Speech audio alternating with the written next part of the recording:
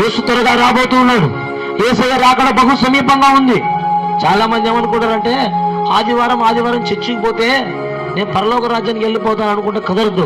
నీ పాపాన్ని విడిచిపెట్టి, నీ అక్రమాలు విడిచిపెట్టి, చేసే మోసాలు విడిచిపెట్టి పరిశుద్ధంగా ఎవరైతే జీవిస్తారో వారు ప్రభు రాజ్యంలో జీవిస్తారు. హల్లెలూయా చెప్తా, హల్లెలూయా హల్లెలూయా.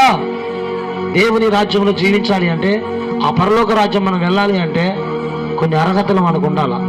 ఇప్పుడు ఫ్లైట్ ఎక్కాలంటే ఏముండాలి మనకు? విమానం ఎక్కాలంటే ఏముండాలా? పాస్పోర్ట్ ఉండాలా, వీసా ఉండాలా. అవన్నీ ఉంటేనే ఫ్లైట్ ఎక్కుతాం, లేకపోతే ఫ్లైట్ ఎక్కడిస్తారా?